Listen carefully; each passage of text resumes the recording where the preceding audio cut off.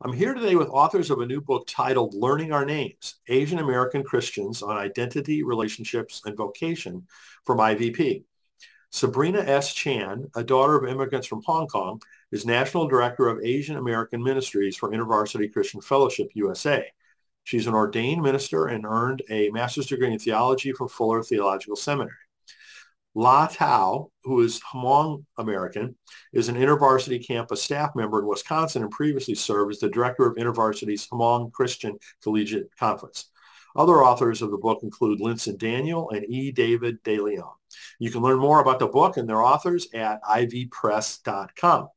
So Sabrina and Lau, thanks so much for joining us, and congratulations on the launch of your new book. Thanks, Thank Brent. you. Great to be here.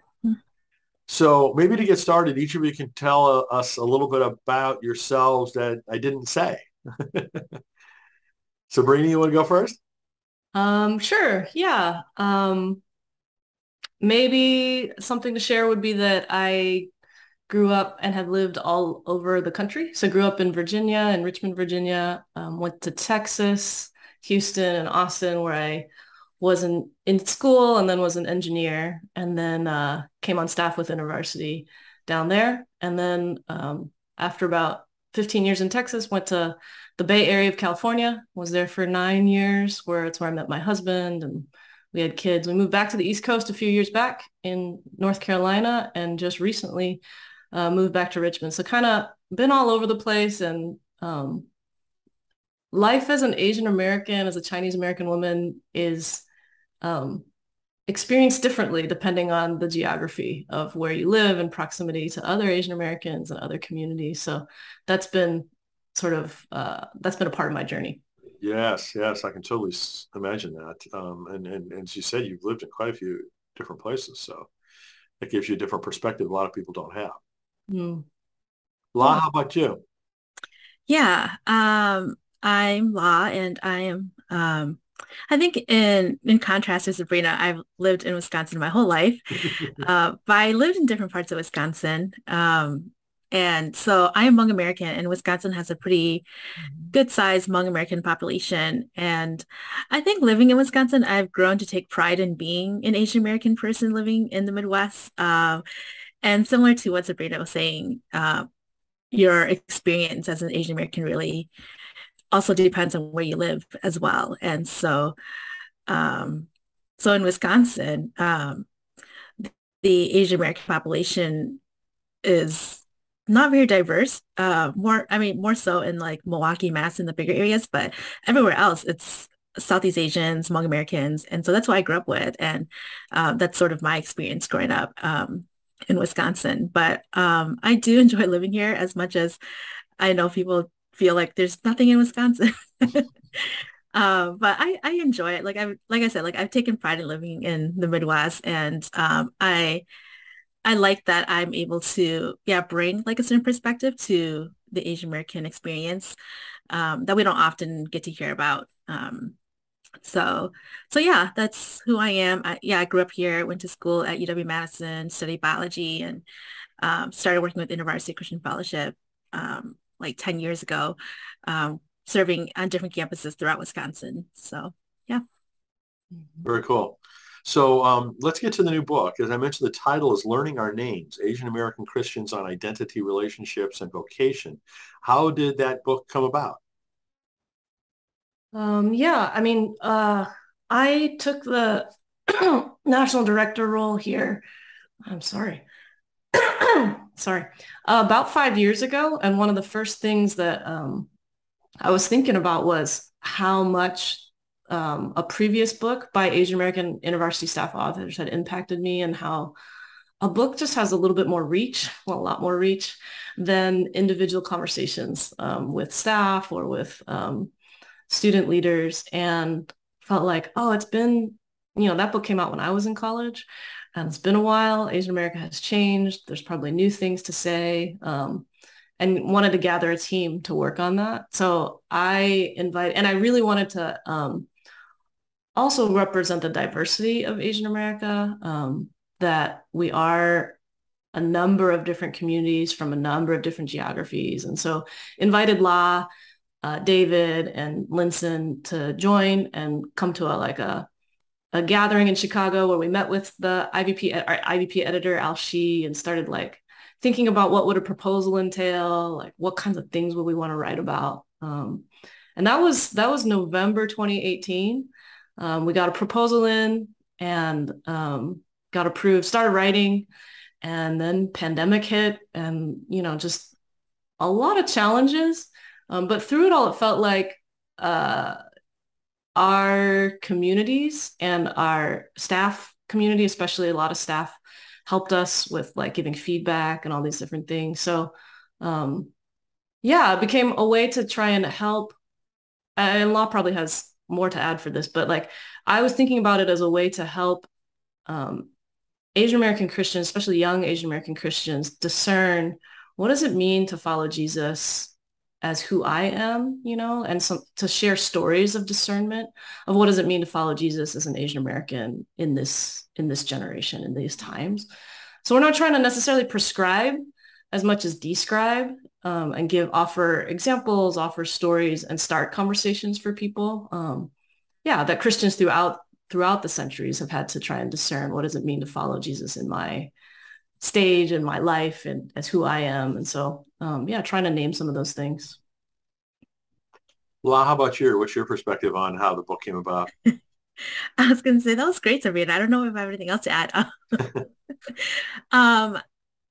Yeah, I mean, like I remember being invited and I feel like there's just been some talks even like years ago about like, like we need a new book or there needs to be another book or something, just because there's been a couple of books in the past written by Asian American authors as well.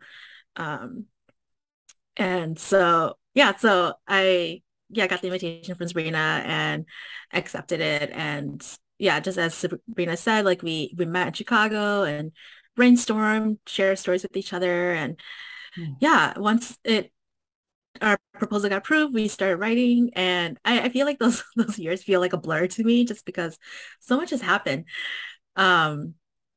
But I feel like how the book became what it is now wasn't exactly what we thought it would be, maybe. Like, I think we were like, okay, we're going to write about these topics that we listed in the chapters. And then we started writing and it became what it is. And I mean, like, I don't even know how that happened, but it just happened. And yeah, I feel like this book is more like a companion for people on their journey of figuring out who they are and how does that intersect with their faith. And we don't feel like we have like the answer and this is it for for many years to come. It's like, hey, we're figuring this out too. And like we're here for you through this book. And maybe in the future, hopefully another book will come out that's a little more updated and with new information or whatever that can be helpful for people. So yeah.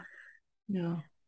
I think one thing I'd throw in too is even just talking the last few weeks with some of us, like the book is kind of born out of many years of experiences of like, our own experiences, but also walking with a lot of different students and alumni.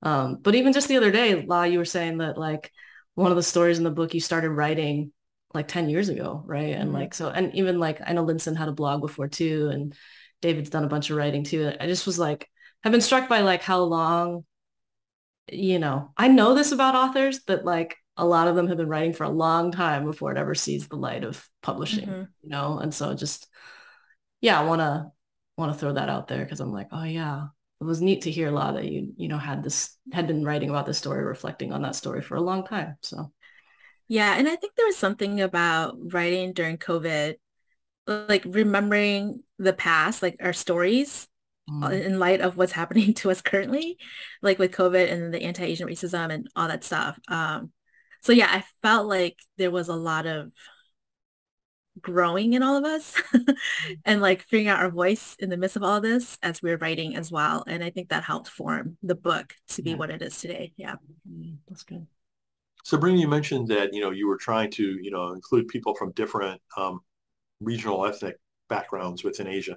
And Linson, Daniel, and David DeLeon were not with us, but they contributed. Where are they from? Yeah. Linson is Indian American. Mm. His family's Malayali, and David is Filipino Okay. American. Yeah. So Linson's in Texas, and David's from California, but now lives in New York City. That's very cool. You were able to pull, those different regions and backgrounds together. Yeah. So today we're recording this on August 30th, which is actually the book release day. So happy book birthday, first of all, to you. I think that's fantastic. Thanks. And you mentioned that you had worked on it with Al Shee, who's a senior editor at University Press, who's spoken at our conferences and worked with Al for quite some years. He's really got an amazing reputation within the industry. He's a great person to work with. I assume you guys found that to be the case too.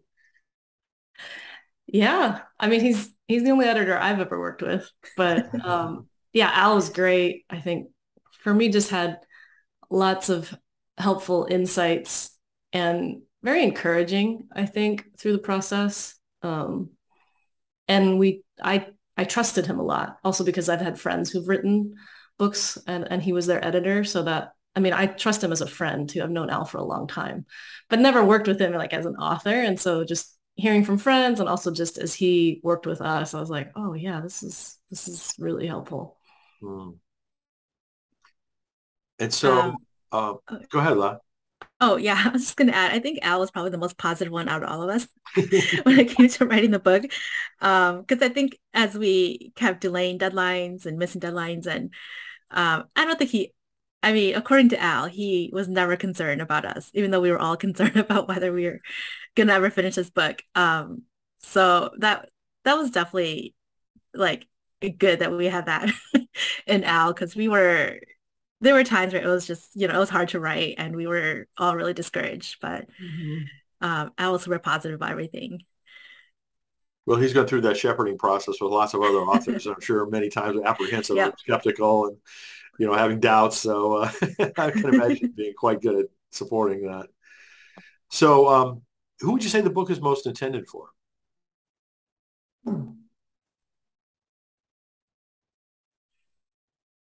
I feel like that's a good question. Because I think we talked about the title too, about how the title, it depends where you're coming from. Um, like anyone can get something out of the book. Um, I think when we originally came up with the idea for the book, we hoped that it would be for, I don't know, young Asian Americans. I mean, primarily like Christians, but we hope that um, anyone who, didn't identify as Christian would be able to still receive something out of it. And also for anyone who just cares about Asian Americans and Asian American students. Yeah, like for them to learn about the Asian American experience. So I don't know, like, I mean, I guess primarily for Asian Americans, but I think anyone can get something out of the book. Sabrina, I don't know if you have anything to add. Yeah. I mean, I feel similarly. When we were writing, somebody else asked me this, like when they were like, oh, how did you sort of center Asian Americans, or did you think about other people who might read it? I was like, I honestly tried not to think about other people who might read it at some level, like when we were writing. I think later in the process, like, I'm glad we have editors who are like looking for that and like sort of thinking more broadly. So we want other people to read the book. Like the book is not just for Asian Americans, but we were trying to write to Asian Americans, if Hmm. that makes sense. So we think lots of folks could benefit from reading and hearing, more stories and um, understanding more of like, what Asian American Christians are thinking about or dealing with. But I'll speak for myself, tried not to think too hard about what a quote unquote outsider might think. Cause it was like, Hmm. otherwise I'll get hung up on like how I say things or whatever. And so I was just trying to think Hmm. about like, who are the people that I'm thinking of? Yeah. Yeah. Yeah, I think we all wrote with Asian Americans in mind, right? Like that's who we were thinking of when we were thinking of our audience. And I agree with Sabrina. Like when I was writing this, that's what I was thinking about. And I made sure that that was my focus and not feel the pressure to over explain myself or certain things that I was talking about. Um, I went with I went in with the assumption that my audience, Asian Americans, would be able to grasp enough of what I was trying to say where I didn't have to explain it compared to if I wrote to an audience that didn't really understand what I was talking about. So I felt like empowered to do that, and not feel like I had to explain everything, as if I was writing to like a general audience or non-Asian Americans. Yeah. And that's why I think you mentioned Al as our editor, that's why I think having Al She as an Asian American editor was like really amazing. So when we first got I knew we were dialoguing about stuff, or when he'd send us feedback, it just helped to know that he is also Asian American and can understand. Yeah, so he gets what we're trying to do, but also he's the senior editor. So he's also thinking, is this enough so that other people can understand it too? So really grateful for him. And I know that, we long for there to be more editors of color in publishing so that can be more of a common experience. Absolutely. No, that's another thing where there has been some growth recently. Okay, great. Absolutely. Yeah. Across the industry. It was a big problem too when I first started publishing in color. It was not just enough books being published by writers of color, but not enough agents or editors of color. And that's changing. I've seen all the publishing houses I should say many of the publishing houses put a priority on doing that. And so just in the, 5 years, I guess, 6 years that I've been involved in this, I've seen a significant change. So I'd like to read a couple of endorsements for the book. This one is from Jeremy Lin. He says, "This book was so encouraging to me as an Asian American, continuing to explore how my identity shapes my faith. May we continue to find who we are and how much our unique voices add to the body of Christ." So for those who are not familiar with Jeremy Lin, he's a professional basketball player and was the focus of Linsanity a couple of years ago when he made a splash in the NBA. A great, great player. So I'm just curious, how did you all get in touch with Jeremy on this book? Yeah, well, Jeremy's done he was a part of an InterVarsity small group, Asian American InterVarsity small group. Okay. Harvard. So there's different folks in InterVarsity who know him. This particular time, I think if I remember right, David's cousin either works with Jeremy at some level or knows somebody who works with him. I honestly can't remember now. It's like a bit fuzzy how it all worked, but we kind of went through a connection, right? Just really grateful for Jeremy taking time to read and to endorse. It's encouraging. Yeah, absolutely. So here's another endorsement. This one's from Kathy Kong, who has spoken at our conferences too. The authors take on the limitations and possibilities of the label Asian American while leading Asian Americans back to ourselves, our communities, and our creator. The authors pass back and forth a narrative baton that honors those who came before us with grace and honesty and beautifully offer an invitation for readers to do the same. So can you summarize what you say about the limitations and possibilities of the label Asian Americans?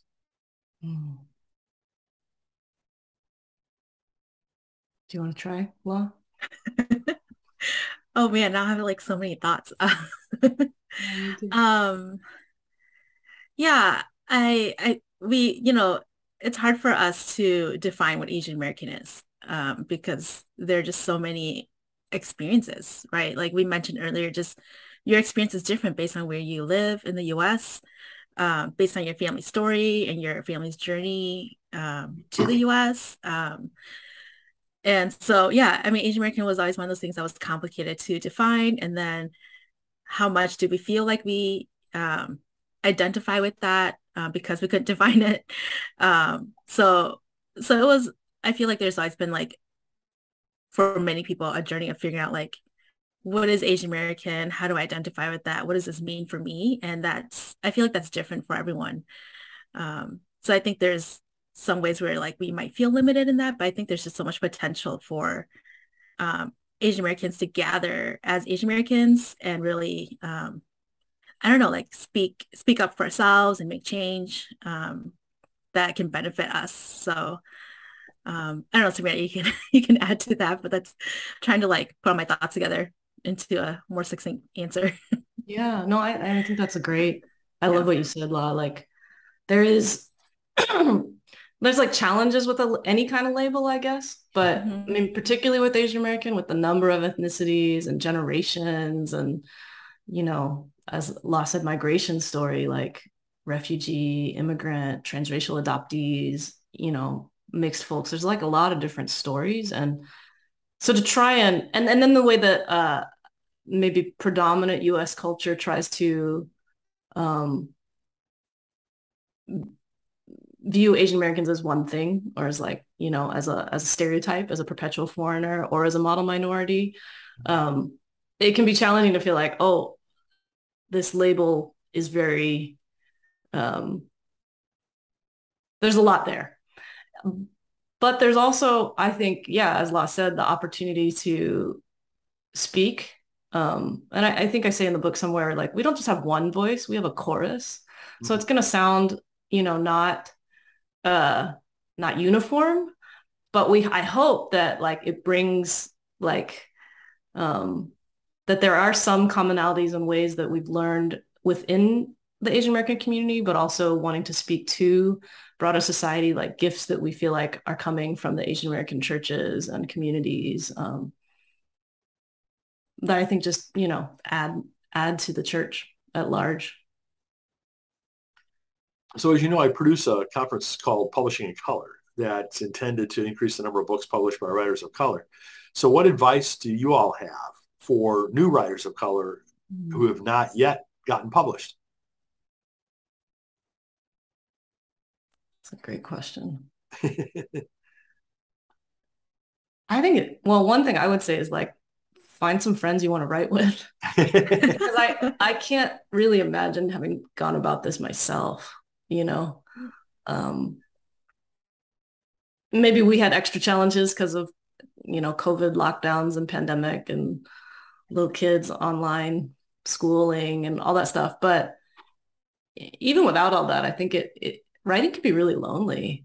So even if you're writing your own book, like a solo author, like, but finding other people to write with, who will give you feedback and those kinds of things. But yeah, I think that's been just having friends to go through it with has been a real gift for me. Yeah, I think for me, I probably couldn't have written without the encouragement of others, people who like believed in me. So I definitely would say tell people that you really trust and who can give you the honest thoughts, about your desire to write or your intention to write. And like their encouragement is probably going to mean the most to you. Um, and I feel like I would say like, yes, you can write a book, like you're allowed to write a book. Because I feel like for me, working with InterVarsity, we had access to IVP, right? Like if I wanted to write a book, I could just put in a proposal, but I don't know, I never felt like I could write a book or should I write a book? Am I allowed to write a book? Like those are just things that I think were just some barriers that maybe kept me from even considering writing, even though, personally for me, I've had a desire to write something at some point. Um, and it, took so long to finally get here. So yeah, that's what I would say. So I know you're right in the middle of launching this new book, but now that you're going through all this, do either of you have any plans for future projects, future books, future writing that you are able to talk about at this point?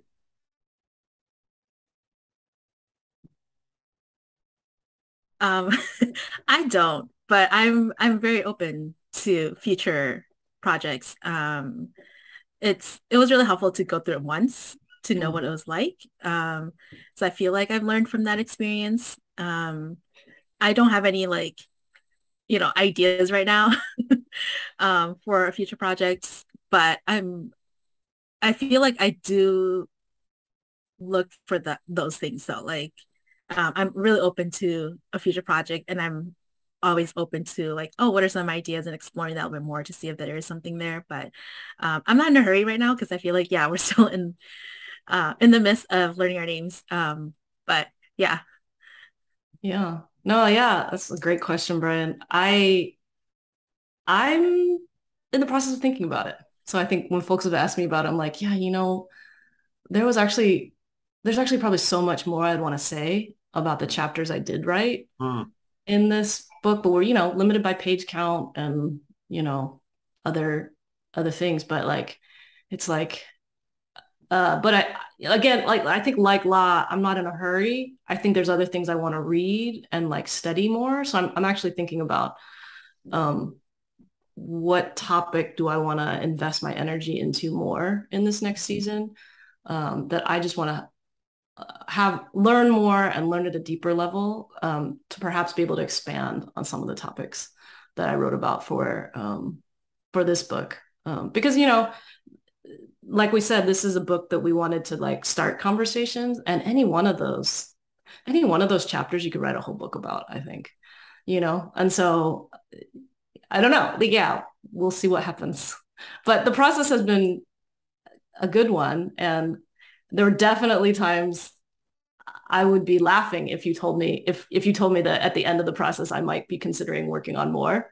Because, in the middle of it all, I was like, I don't know if we're going to get this done. Why did I sign myself up for this? It's all brutal. But yeah, I think at this point, it's like, I think I might have more to say. I want to learn more. I want to read more. I want to think more, talk with some more people. But I think there might be more to be said. So that's really good. I mean, we need more books from writers of color. So, I really hope that you do that. So thanks again to both of you for being with us, and congratulations on the launch of the new book. Again, the title is Learning Our Names, Asian American Christians on Identity, Relationships, and Vocation. And you can learn more about it at ivpress.com. Thanks again. Thanks, Brian. Thanks, Brian.